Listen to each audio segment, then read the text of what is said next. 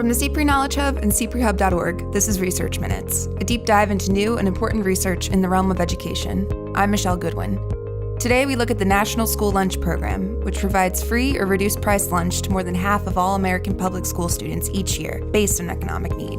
For many years, the program has also served as a key indicator for education officials and researchers who have used it to identify low-income populations and direct millions of dollars in funding to support students in need.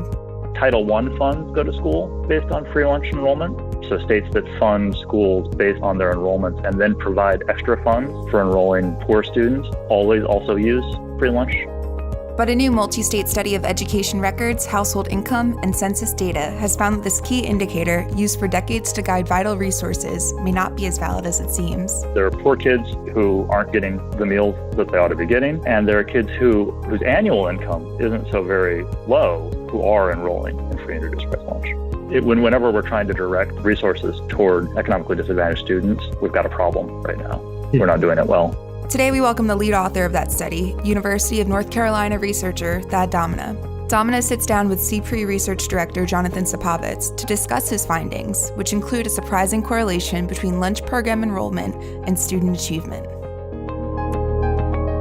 This is Jonathan Supovitz from the CPRE Knowledge Hub, and I'm here with Thurston Domina, who's an associate professor of educational policy and sociology at the University of North Carolina at Chapel Hill. Welcome, Thad. Hey, thanks for having me.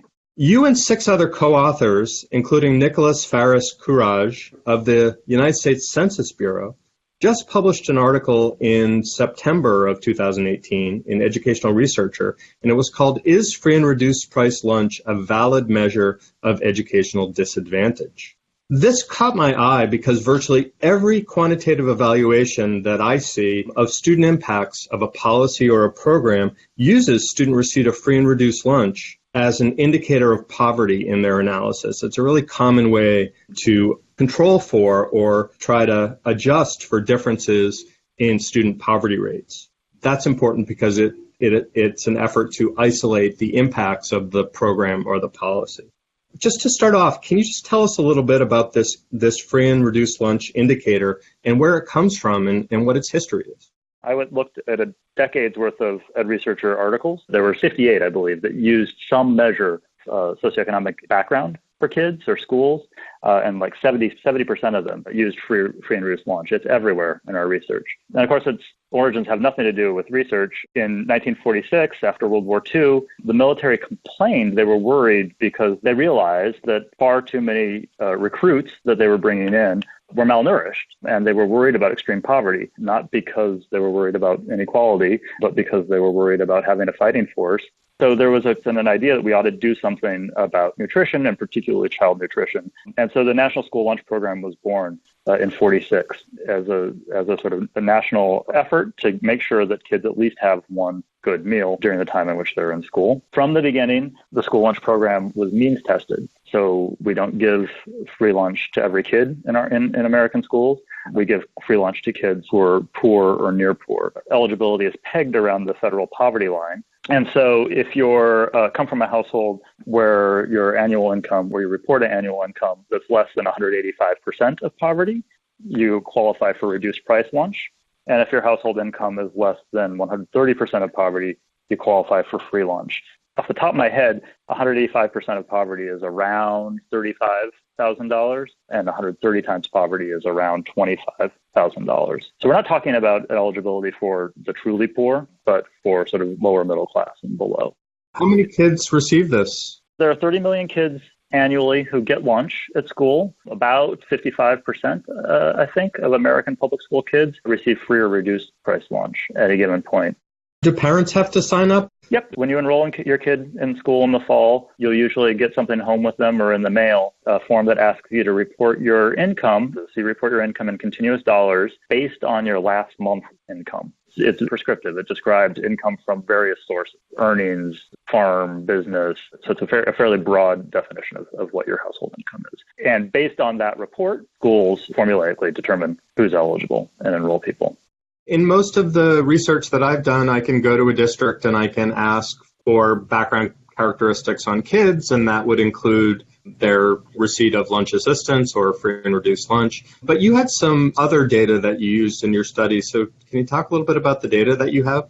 Yeah, particularly since No Child Left Behind, we've got annual measures for every kid on particularly test score measures, and we have very thin measures of kids' backgrounds. And the way I think about it is we know an awful lot, maybe not everything we'd want to know, but we know an awful lot about what kids experience when they're in school, or at least what it does in terms of their test scores. We know who their peers are in their classroom, we can see their teachers and so on.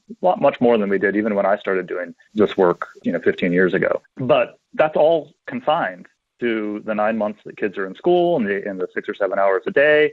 In these administrative data, we know nothing about the world that the kids come from in early childhood, and we also know nothing about the world that they graduate to, and the connections between their schooling experience via these administrative data. So it's an incredibly powerful resource, but it's got this sort of limited view in terms of kids and their context. Because of that sort of frustration, or coming out of that frustration, I started having conversations with folks at the U.S. Census Bureau, particularly a branch of the Census Bureau called CARA. Their job in the sort of business of the Census Bureau is to bring in data from across the federal bureaucracy, from all different agencies, to safely store those data. Data go in, they don't go out. And in particular, their job is to find ways to learn about the American population so that we don't have to ask questions on the census, just to make the census cheaper. That's their central mission. And they're social scientists, and they're demographers in particular. And so as a secondary part of their mission is to conduct research. So we started talking. So we worked on partnership agendas with a few districts in California, eventually with the state of Oregon, that allowed us to bring the data into census and to make these links happen. So you ended up having data on free and reduced lunch from schools and on family income from the Census Bureau. And you looked at the relationship between free and reduced lunch and family income, and then free and reduced lunch and family income and student achievement. And you found some surprising things. I'm hoping that you can unravel the puzzle a little bit here and explain the relationships that you found. At the kid level, we linked the kid records to kids' IRS household income annual tax filings. We created the sum of all of the income that anybody from that kid's house filed to the IRS, so that we would have a continuous measure of household income. And then so what we wanted to know is how well do these free and reduced lunch categories describe the variation in household income? And we kind of knew going in that it wasn't going to be very well, right? Because by definition, free lunch takes this continuous thing, household income, and chunks it into, at best, 3 groups, right? No free lunch, reduced price lunch, which means 1.3 to 1.85 poverty, and free lunch, which takes everybody from the very poor to the reasonably poor and puts them in one category. So we knew it wasn't going to be good, but we wanted to know how not good. And what we found was just a huge amount of dispersion in income within each of those 3 categories. And so concretely, as we expected, the free lunch kids were on average quite a bit poorer than the kids who'd received no free or reduced price lunch. But about a third of the free lunch kids had household incomes. So kids who enrolled in free lunch had household incomes annual household incomes that were higher than 2 times poverty. And about 15% of the kids who received no lunch assistance had household incomes that were below the level that meant that they should have been qualified for free or reduced price lunch. So it's a two-sided error, right? There are poor kids who aren't getting the meals that they ought to be getting, and there are kids whose annual income isn't so very low who are enrolling in free and reduced price lunch.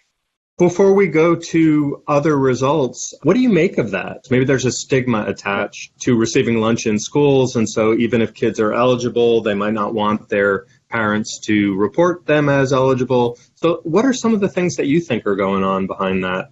I think that's a big part of it, particularly a part about the under-enrollment. I think that there are families that are, poor but proud, or who just don't believe in accepting federal support, or don't get the application handed to them. We hear stories when you talk to school leaders about families who are worried about applying, who are worried about documentation, about immigration status. Worries that are unjustified, right, under the law, but are very real. On the other side of the coin, I think there are a few things going on. One is, since the 90s, the free lunch program has really tried to take down barriers to improve access to free lunch. And so it's created programs where in high poverty schools, kids can enroll this year and remain enrolled next year and even for 2 or 3 years into the future. So there are programs that are helping to get people enrolled and reduce the administrative burden, but that are also creating noise. And then another piece that I don't think that I hadn't thought about enough, but I think it's really an important part of people's lives, poor people's lives and near poor people's lives, is income volatility. So the way the rules are written for free and reduced lunch is that you qualify based on your last month's household income. You can qualify anytime during the school year. And if your household income gets better, if you get a job and your income rises, you can remain qualified. So I think that a lot of the sort of higher income people who are in the program are probably from families where household income is fairly volatile, and they enroll during lean periods and stay in the program. So now the second part of your analysis was to look at the relationship between family income, I guess, relative to free and reduced lunch as it related to student achievement, what we always look at as an outcome of student performance. And so what did you find when you compared the relative predictive power of these two indicators of student achievement? Yeah, this was a shocker for me. There are two ways to think about whether or not a measure is valid. One is what's called convergent validity. Does it mesh well with something else that measures the same general construct, the same idea? And that was this analysis of the relationship between income and free lunch enrollment. And we found it really had very little convergent validity.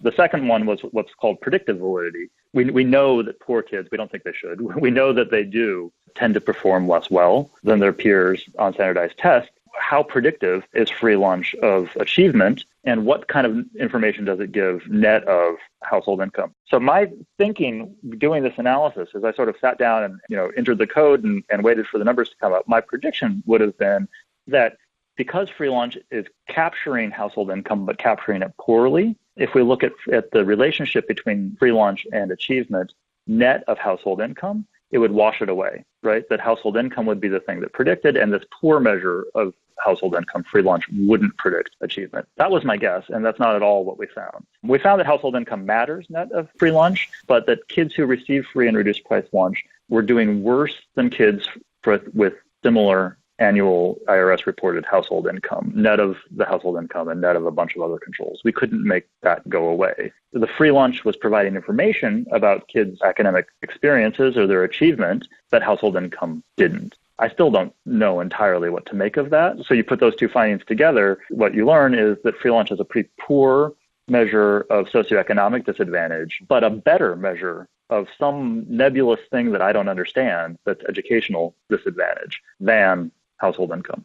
Does this lead you to believe that we should continue to use free and reduced lunch, or should we try and make census block connections and try to use family income or block income or whatever as a control for trying to look at the relationship between programs and policies and student outcomes? I don't think we can continue to use free and reduced lunch in the long term because of those programs that I was telling you about, Provision 1, Provision 2, Provision 3, and then a new big program that's called Community Eligibility, which is a program that allows schools that enroll lots of poor students. It allows them to offer free lunch to every kid in the school for free, regardless of eligibility. So community eligibility is going to gain steam. It's only 3 or 4 years old, but something like half of the eligible schools are now participating with good reason. It's an exciting program. But what it's going to mean is that the urgency of collecting these data, of getting kids to enroll for schools, is going to decline. So the data quality problems about free lunch we see here, our data predate that program. Those data quality problems are only going to get worse. So I don't think we can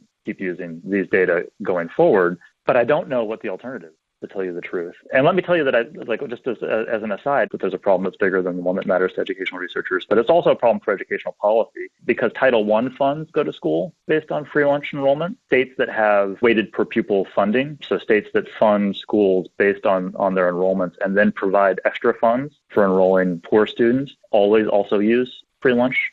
It's not just for us, for the research community, that's the measure that we're going to need to find a way around the measure. It's also for policy. Whenever we're trying to direct resources toward economically disadvantaged students, we've got a problem right now. We're not doing it well. That's a big insight that this program, which has been around since 1946, there's been all kinds of layers of decisions attached to this particular fairly crude indicator of students' levels of poverty. or their families' levels of poverty, and that this is kind of deeply enmeshed in the system. And so it has implications for our ability to do good research, but even more importantly, for policymakers and their ability to administer wisely different programs and resources.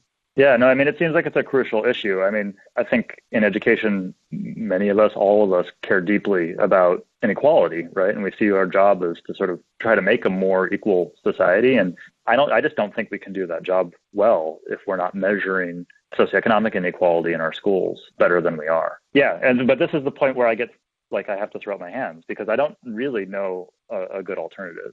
Now that you have access to these data, what are the things that you hope to do next? What's in the pipeline? Well, I'm really interested in the free lunch program. It's a thing to think about. We don't know a lot about the relationship between receiving free lunch and kids' development in school.